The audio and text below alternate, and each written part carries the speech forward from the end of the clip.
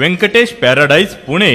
Amenities club house, party lawn, स्वतंत्र parking, children's play area, solar system, lift. आमचा पत्ता survey number 2, हिस्सा number 2C, 5B/7, 7A/10, Pisoli, Pune. Venkatesh little heart, Saswad. Amenities स्वतंत्र parking, solar system, lift. आमचा पत्ता survey number 4/20, Swami Samarth मंदिर समोर, सासवड, पंचायत समिती जवळ, सोनोरी रोड, सासवड। काँग्रेस पक्ष शरदचंद्रजी पवार साहेब गट पक्षाच्या वतीने पुरंदर हवेलीला भव्य असा युवक मेळाव्याच्या प्रसंगी आयोजित केलेल्या युवक मेळावा प्रसंगी माननीय लोकनेते शरदचंद्रजी पवार साहेब आणि बारामती लोकसभा मतदारसंघाच्या खासदार सौभाग्यवती सुप्रियाताई सुळे यांच्या मार्गदर्शनाखाली पुरंदर हवेलीतील आम जनतेच्या सेवेच्या माध्यमातून भव्य अशा युवक मेळाव्याच्या आयोजन केलेले आहे। या मेळाव्या प्रसंगी प्रामुख्याने उपस्थित युवकांचे आशास्थान जामखेडचे आमदार माननीय श्री रोहितदादा पवार, राष्ट्रवादी काँग्रेस पक्षाचे प्रदेशाध्यक्ष महबूबभाई शेख, महाराष्ट्र प्रदेश प्रवक्ते श्री विकासजी लावंडे, जिल्हाध्यक्ष जगन्नाथ बापू शेवाळे, महिला जिल्हाध्यक्ष भारतीताई शेवाळे, माजी अध्यक्ष जिल्हा परिषद सदस्य सुधामाप्पा इंगळे, विजयदादा कोलते, भाऊसाहेब माहूरकर, तालुका अध्यक्ष माणिक जेंडे पाटील साहेब, कार्याध्यक्ष पुरंदर तालुका बंधुकाका जगताप, युवकांचे आशास्थान युवक अध्यक्ष पुष्कराज भैया जाधव, तसेच सासवड शहर अध्यक्ष अतुल जगताप, विद्यार्थी अध्यक्ष तेजस कराडे, आलेले संघटनेचे सर्व तालुक्यातून आलेले प्रमुख आजी माजी पदाधिकारी, बंधू भगिनींनो, हिंदवी स्वराज्याचे संस्थापक आदरणीय श्री छत्रपतींच्या पदस्पर्शाने पावन झालेल्या तसेच स्वराज्य रक्षक छत्रपती संभाजी महाराजांचा जन्मजात गड किल्ले पुरंदर वर झाला, त्या पुरंदरच्या पायथ्याशी असलेल्या संत श्रेष्ठ सोपानदेवाच्या भूमीमध्ये सासवड शहरामध्ये डॉक्टर बाबासाहेब आंबेडकर, क्रांतीसूर्य महात्मा ज्योतिराव फुले, क्रांतीज्योती सावित्रीबाई फुले, लहुजी वस्ताद साळवे, आद्य क्रांतीवीर उमाजी नाईक यांच्या विचाराचा ऐतिहासिक वारसा जोपासलेल्या पुरंदरमधील नेतृत्व समाजाच्या सामाजिक बांधिलकीची जाणीव ठेवून सरकारी सेवेत असताना समाजप्रिय लाभलेले नेतृत्व म्हणजे आदरणीय संभाजीराव झेंडे साहेब। हे आता येत्या घातलेल्या 2024च्या विधानसभेच्या उमेदवार म्हणून त्यांची गेल्या 2 महिन्यापूर्वी पक्षाच्या वतीने सर्वानुमते तालुक्यातून ठराव करून एकमुखाने ठराव पास करून आपण आदरणीय आपल्या देशाचे नेते जनता राजा आपले आदरणीय पवार साहेब यांच्याकडे आपण सुपूर्द केलेला आहे। आम्ही सर्वांनी उमेदवार सुपूर्द करून आपण सर्वांनीच उमेदवारी मागितलेली आहे। आदरणीय झेंडे साहेब खऱ्या अर्थाने आपण पाहतोय गेल्या 8 वर्षापासून पुरंदर तालुक्यामध्ये आज त्यांचं एवढं मुंबईतलं वैभव सोडून एक समाजाचे जाणीव म्हणून आज पुरंदर तालुक्यामध्ये खेडोपाडी प्रत्येकाच्या वाडी वस्तीवर फिरून घरातील प्रत्येक व्यक्तीबरोबर समाजाच्या समस्या निवारण करण्यासाठी त्यांनी रिटायरमेंट झाल्यानंतर गेल्या 8 वर्षापासून ते आपल्या पुरंदर तालुक्यामध्ये काम करत आहेत। भूगोल बदलता येतो। उद्या रशियाने युक्रेनचं युद्ध जिंकलं तर रशियाचा नकाशा बदलेल, भूगोल बदलेल। इस्रायलने जर गाझापट्टीचं युद्ध जिंकलं तर त्यांचा भूगोल बदलेल, गाझापट्टी इस्रायलच्या नकाशात दिसेल। पण जे युद्ध घडलं हा इतिहास कोणी बदलू शकणार नाही। म्हणून या तालुक्यातला राजकीय इतिहास राजकीय कुटुंबातच जन्म झाला असल्यामुळं जरी मी सरकारी नोकरीत होतो, सरकारी सेवेत होतो, तरी 1999 साली ज्यावेळेला प्रथम पवार साहेबांनी काँग्रेस सोडून स्वतंत्रपणे राष्ट्रवादी पक्षाची स्थापना केली तेव्हापासूनचा इतिहास डोळ्यासमोर आहे। तो एक बरोबर त्या ठिकाणी मंत्रालयात काम असताना जवळून पाहिलेलं किंवा वेगवेगळ्या जिल्ह्यात काम करीत असताना जवळून पाहिलेलं आहे। 1999 साली सर्व पक्ष आपापल्या ताकदीवर लढले।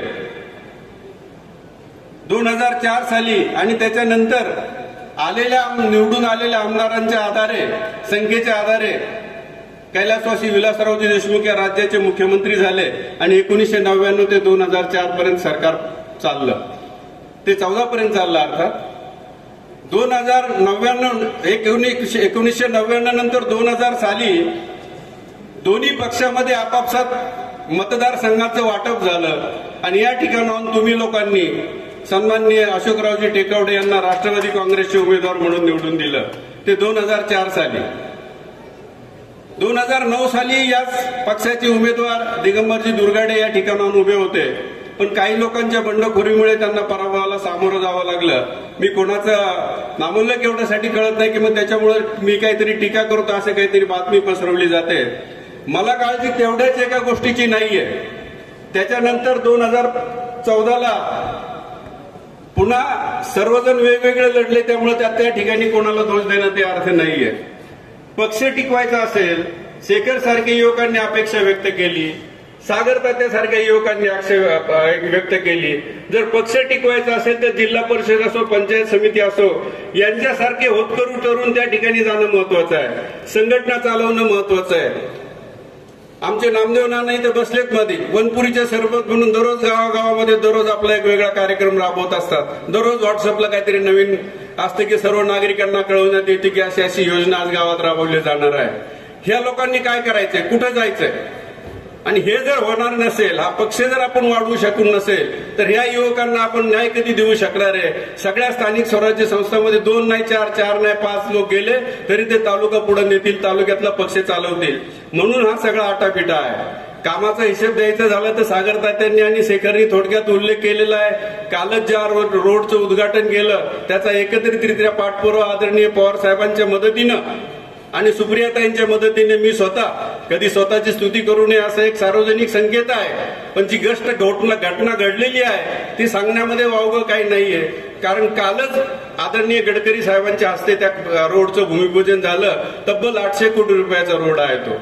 तुमच्या सकाराम सेठ तुम्ही बसले तिथं, तुमच्या ब्युरीवरून आपण डायरेक्ट कात्रजच्या नव्या बोगद्यात रोड पीएमआरडीएच्या मदतीने काढला. हा पावसाळा संपल्यावर आणखी 2-3 महिने जर गेले फेअर सीझनचे किंवा पाऊस संपल्यानंतरचे की ती कनेक्टिव्हिटी सुरू होईल. रोहित दादा, तुम्हाला बारामतीहून बिना सिग्नलचं मुंबईत पोहोचता येईल. रेड सिग्नल आणि हिरवा सिग्नल लागणार नाही, कुठेच लागणार नाही. चेंबूरला गेल्यावरच लागेल. ही वस्तुस्थिती आहे. फक्त तो रस्ता पीएमआरडीचे आयुक्त म्हटलं, हो मिस्टर झेंडे साहेब, तुम्ही आमचे सिनियर आहात, एकाच वेळी तुम्हाला 10 कोटी दिली तर बाकीचे आमदार काय म्हणतील? आमदार नसणाऱ्या माणसाला देता तुम्ही आणि आम्हाला देत नाही. 718 गाव आहे म्हणून पहिले अर्धी रक्कम दिली. शेखर आहे नाही तर तो अर्धा रस्ता पूर्णही झाला. मग उरलेल्या रस्त्याचे कागदपत्र तयारच ठेवले होते, त्याचीही मंजुरी घेतली आणि त्याचंही काम आता पावसाळा बंद झालाय. जसं ह्या रस्त्याचं काम मंजूर होऊन म्हणजे हडपसर ते झेंडेवाडी याचं काम मंजूर होऊन बरेच दिवस झाले. पावसाळ्यामुळे ते थांबलं होतं कारण त्या कॉन्ट्रॅक्टरच्या टाइम पिरियड मधून 3 महिने फुकटचे गेले असते, त्याला पुढे दंड लागला असता. असो, तो भाग वेगळा. असे आपण अनेक कामं बऱ्याच ठिकाणी आस्करवाडीचा असो, पठारवाडीचा असो, अप्रोच रोड असो, पोमन नगरचा असो, असे आपण मार्गी लावण्याचा प्रयत्न केलेला आहे. व्यक्तिगत कामांचा प्रश्न आणखी वेगळा आहे. परंतु सगळ्या पक्षही वाढला पाहिजे. पक्षातल्या होतकरू युवकांना स्थानिक स्वराज्य संस्था असो, संघ असो, या ठिकाणी संधी मिळाली पाहिजे. अशा प्रकारचं मत या ठिकाणी मी व्यक्त करतो. आणि 2019ला माझा फॉर्म तयार आहे, मी बरोबर घेऊन आलेलो आहे. पवार साहेबांनीच भरायला सांगितला होता. जयंतराव पाटलांचाच फोन आला होता की तुमचे कागदपत्र तयार ठेवा.